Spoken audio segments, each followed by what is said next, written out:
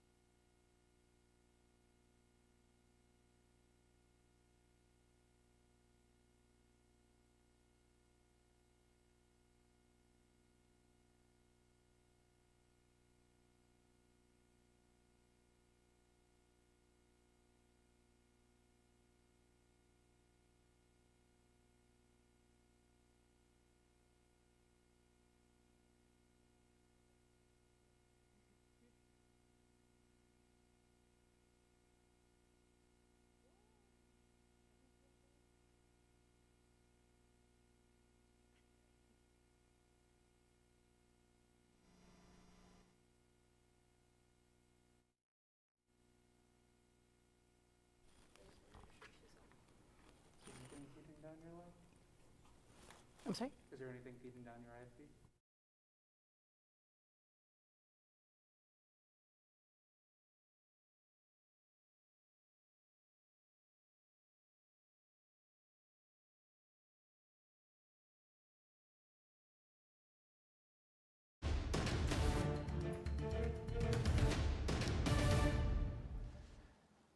Thank you for joining us for this online update on this election night. I'm Casey Nolan. We are starting to see some results come in.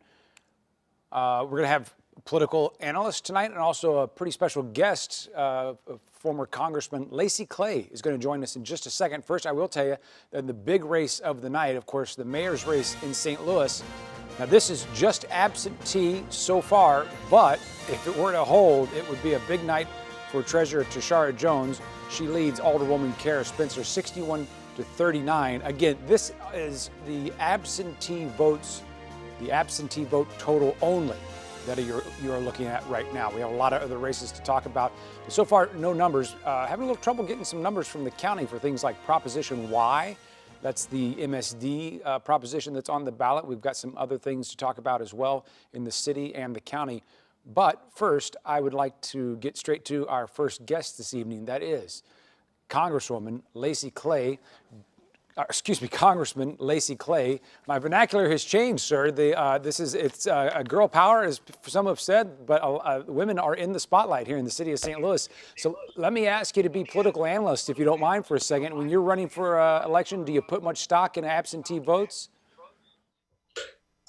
Really, it's a small fraction. But first of all, Casey, thank you for having me on tonight as a guest. Um, and this is truly a historic night because it's the first time two women have faced off for mayor. It's the first time two single mothers have faced off for the top job in the city of St. Louis, as well as the first time that the April municipal election has really mattered in a long time.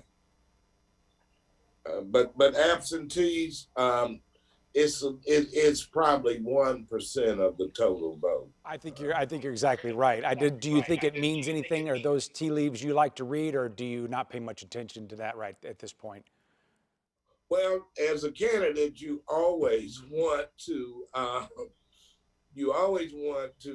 be ahead on the absentee votes, and then you want to continue that pace throughout the evening as they tally the vote as the wards come in. Well, if you would, tell us what you make of the state of politics in the city of St. Louis. You know, we've got this so-called progressive wave of folks. They want to flip the board of aldermen. This is the folks who consider themselves farther to the left than maybe traditional Democrats. And we've got two self-described progressives running for the top job here. Of course, I don't have to remind you that there is now a progressive representing Missouri's 1st District. What's going on in the city of St. Louis, and what do you make of it? Well, first of all, I want to say that the turnout in the March primary was a disgrace. It was about 22%, and I hope today it's better. It's hard to say if that reflects a lack of excitement for the candidates or if voters were turned off by the new system of voting. But either way, um, the incoming mayor will be faced with some unprecedented challenges that begin the moment that she takes office.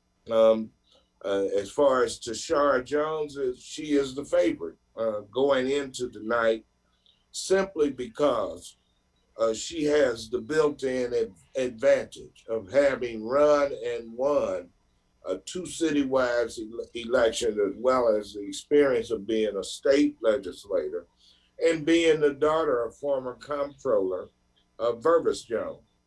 Alderwoman Kara Spencer was a surprise winner in March over Aldermanic President Lewis Reed. She has a strong base of support in her ward and throughout South St. Louis, and she has shown a commitment to racial equity, to development and building stronger neighborhoods, such as her own 20th ward, which we all know is a destination um, on in St. Louis for Cherokee Street. And the politics of it, both candidates are trying to cut up the same pie. They both claim the mantle of progressive. Both supported Bernie Sanders at one time for president, but it's certainly and some of their views may be to the left of many St. Louis, and so those are the challenges um, facing the politics of St. Louis, and both are trying to capture the progressive white vote in certain wards in South St. Louis, and they have competing factions in the central corridor, which are all important. But it will be a real test tonight to see if there's enthusiasm for either candidate coming out of North St. Louis, and if that candidate can get their vote out. Well said. That was an excellent breakdown of the entire race and the state of things in St. Louis. I'm curious, in all the years that you've worked with a lot of mayors, well, mostly Mayor Slay previously, but when you watch them work, when you have worked with them, what is the number one quality you think they need to have or wished they had had in the past?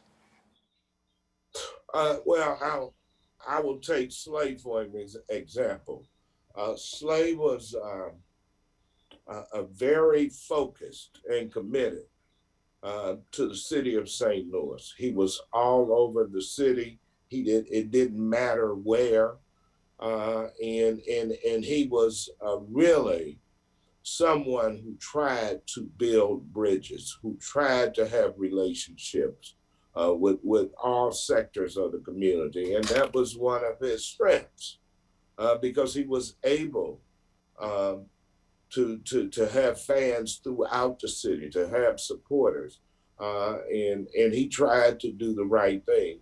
Previous mayor, Freeman Bosley Jr., was someone that I worked with while a member of the state legislature, of the state senate, and we were able to get things done. And I would just hope whoever wins tonight can come in and work with the Board of E&A and work with the Board of Aldermen to agree to some of the issues that they will be, that this new mayor will be immediately confronted with, like the $500 million that are coming down from the American Rescue Plan, and to really target that money to communities that are in need, and to be able to attract population back to the city, because one of the issues that they will face is the 2020 census, which all indications are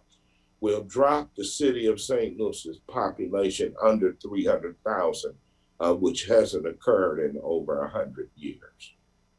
Yeah, I think a lot of people, if you gave them a magic wand for St. Louis, they might wave it and bring just more people, and that might, and we've definitely got the room for them.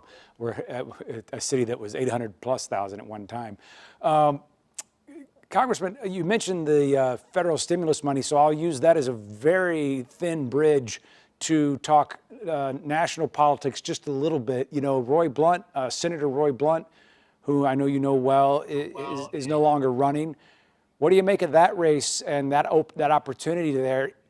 Is there any chance your team could possibly pick that up, or in a state that seems pretty bright red these days? Well, I would have to see some polling data that would give a Democrat a chance. Now, there are probably some out there who could attract some votes in rural Missouri, but in order for a Democrat to win statewide in Missouri, they have to cut into the margins in rural Missouri. They cannot get beat 20% to 80%, and just rely on Kansas City and St. Louis and their suburbs to bring home a victory. The math is not there for that. And so they have to at least be competitive. They have to at least be able to lose these counties in rural Missouri with 40% of the vote. So there has to be a 60-40 split. And Democrats have to find a candidate that can attract some of those rural voters. Congressman do that? Would you have any interest in that job? I would have to see some polling data that would show that I was a viable candidate, and then I would have to see support from all factions of the Democratic Party. In other words, the progressives and the moderates, and even outstate Democrats, and that would be something that would pique my interest. But although according to my wife, I have run my last election. Those are two honest answers. I appreciate that. Some people think, my last question on this, and then we'll get back to city politics, but just some people think former Governor Eric Greitens running, if he actually were to win for the Republicans, that might actually be good for your side, the Democrats. Any thoughts on that? And I'm just curious.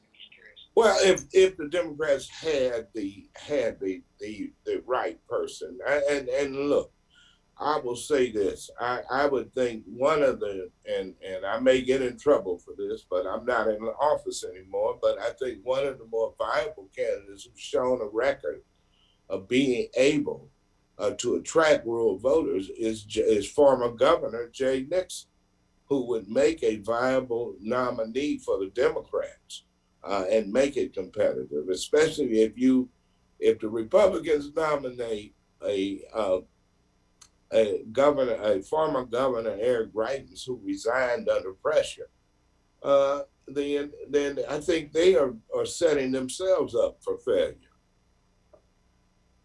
Former Governor Jay Nixon some might argue, back to the city politics, that he would have a harder time invigorating that progressive wing we've been talking about here in the city. But that's a whole other show. We can talk national politics another time. Anything else? Do you have one candidate or another in this mayor's race that you would hope to win tonight? Have you weighed in on this?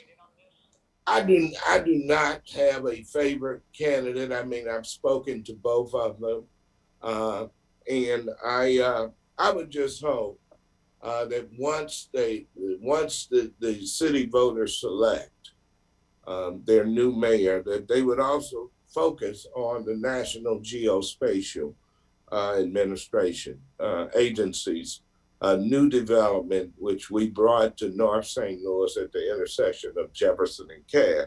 So $1.75 billion project funded by the federal government. It saves 3,700 jobs for the city of St. Louis, and it is a game changer that could be the catalyst to develop those neighborhoods around there, to bring back population, to help small businesses, and to grow housing. And I would hope that they would make that one of their priorities, especially in a neglected part of the city that it has for too long been overlooked and that needs a stimulus. Yeah, I think a lot of people feel that way about both the north and parts of the south side. We've seen, what, it was $1 billion from the Arch to Forest Park and Washington University, but not much outside of there. And so you got to believe if the federal government's going to come set up shop there, they're not going to let the area around it lag, I wouldn't think. So I'm guessing, do you think that part of North St. Louis is going to look a lot different in the next 5-10 years? Oh, for sure. I mean, I will be there for the opening, and will urge the next mayor to take on the challenge of redeveloping a sector of the city that has been neglected for 50 years. The people deserve more, and so does the city. Well, I think we'll leave it there, unless you have anything else you want the people of St. Louis to know. I'll give you the last word, Congressman. Casey, just thank you for having me this evening, and I would love to come back and talk national politics with you also. So again, thank you. We would love to have you. Thank you for your insights. It's very valuable, and thank you for all the time that you spent representing us in Congress. Thank you, sir.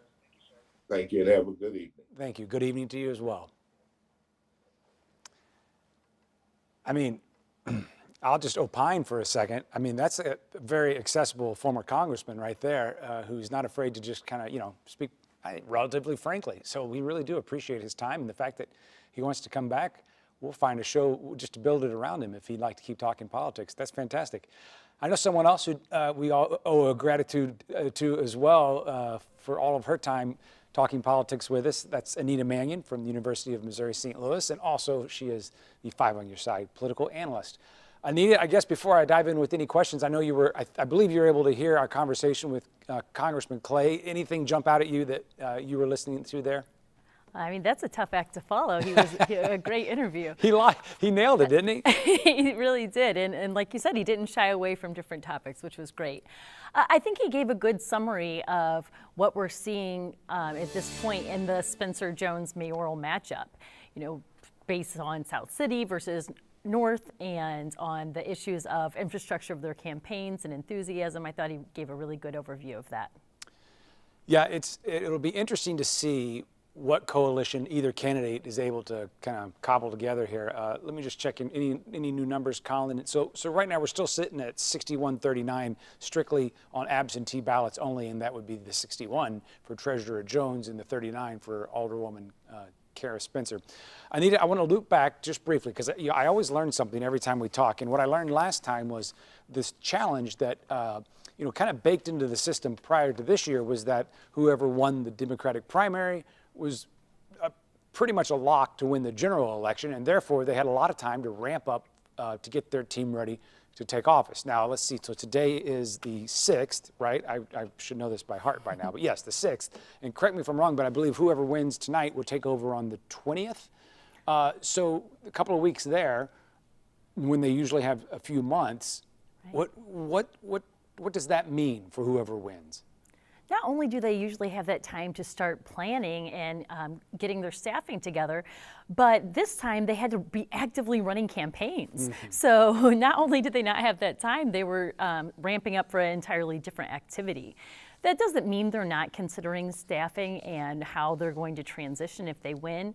The first thing they'll probably think about is staffing the mayor's office, getting their aides and advisors in place to help them make those selections for the other offices. But they appoint about 40 directors and departments of agencies and bureaus like public health, safety, parks, all kinds of issues, streets, and those will be mayoral appointments that are very important to the city of St. Louis. Absolutely, especially when you think about one department we've all gotten to know pretty well, and that's the health department throughout this obvious situation we've been dealing with for a year or more now. On the Alderwoman Spencer's side, it was interesting.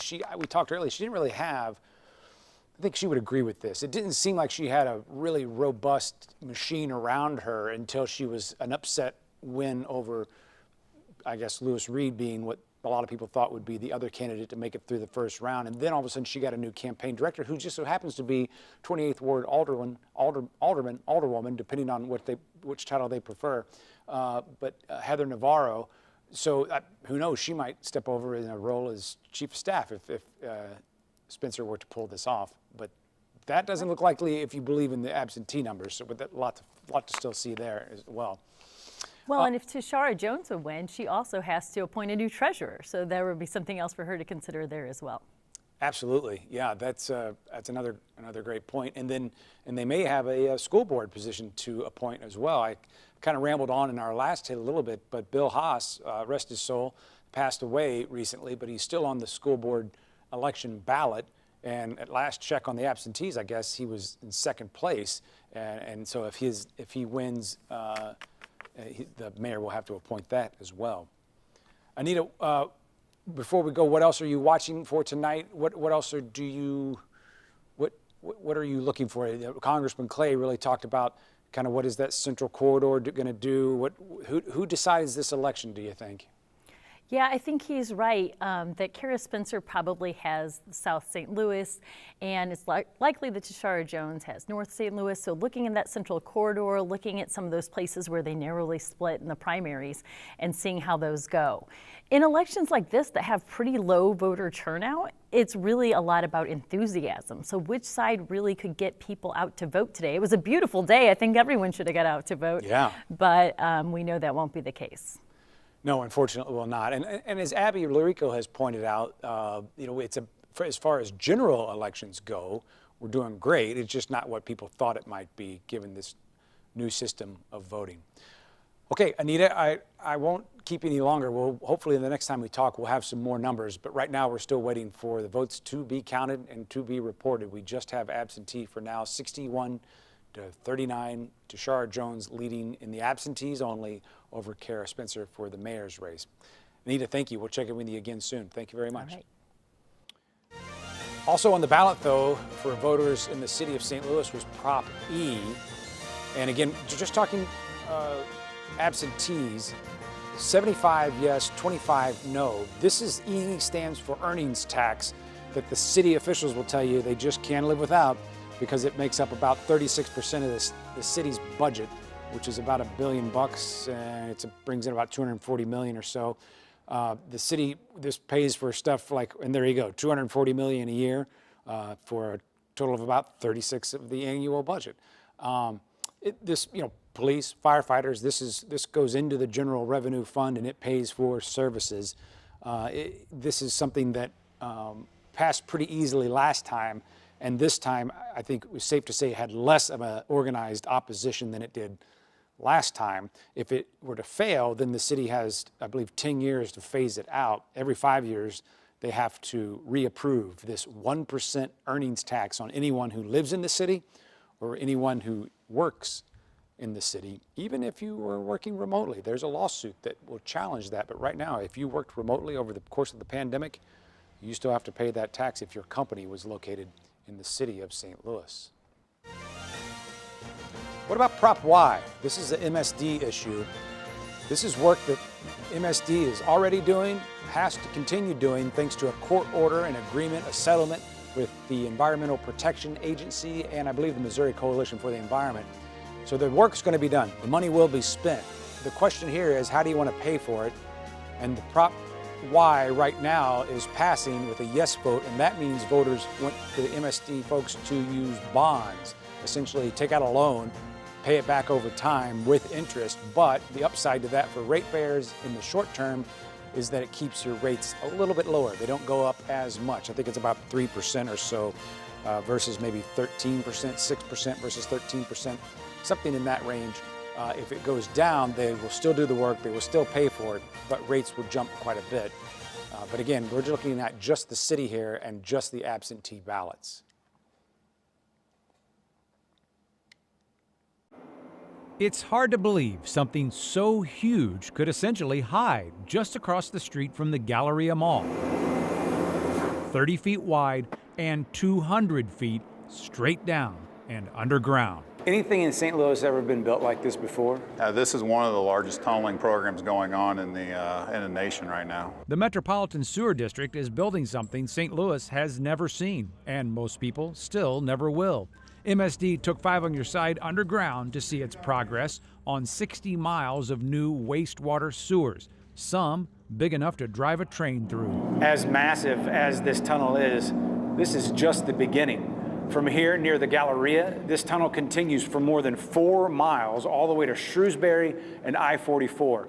And this is not the only tunnel on the project. One reason for this upgrade to MSD's sewer system is to stop floods like this. The agency says this tunnel alone will keep close to 20 creeks in the St. Louis area from flooding homes. It's impressive, but it's not cheap, I gather. No, it's definitely not cheap to do it. It's the work that needs to be done. And MSD, by law, must do the work. It's part of an agreement with the EPA. But how the agency pays for it will be decided by voters. Prop Y asks if MSD should pay cash or issue bonds. I mean, it's like buying a house. Do you want to mortgage your house, or do you want to pay it cash up front? The cash option will cost less in the long run, but rates will jump more up front. MSD says an average $56 bill could be more than $86 by 2024 if voters say no to Prop Y. But if voters say yes to Prop Y, the average bill would only go up to about $63 in that same time. Either way, this work will continue and only get even bigger. Casey Nolan, 5 on Your Side. Well, not because I wanted to hear the sound of my own voice. We ran that to give you an idea of what that MSD money will pay for, and it also gave us a little time to check in on numbers, and we have no more than we did before. Still, just absentee ballots in from the city. The county is telling Colin Jeffrey, who is just off camera here, that they've posted numbers, but the site is still just not loading. So we shall see when that might start working for us. As for that Prop Y, it's about a $1.5 billion project. The work will get done. The decision on Prop Y is, do you pay for it over time or do you pay for it all up front? Okay, so we've got a lot to watch tonight. We've got the mayor's race. We've got at least a couple of propositions. We've got about half or more of the aldermen are up for election in the city of St. Louis. For results, you can just go to kstk.com/election. We'll also have it on the 5 on Your Side app if you don't have that. I like that app. I'll give it a plug. You can text results 314-444-5125, and that'll send you back a link to get you to where you need to go. And then we will have, as the sign says, more results and analysis on 5 on Your Side at 10 o'clock tonight. We'll also plan to check back with you in a little more than 30 minutes here for another check-in with Abby Larico over at the election headquarters, and more with Anita Mannion as well. And by then, potentially we'll have some more news to break when it comes to results. Thanks for sticking with us. I'm Casey Nolan. I hope to see you again soon.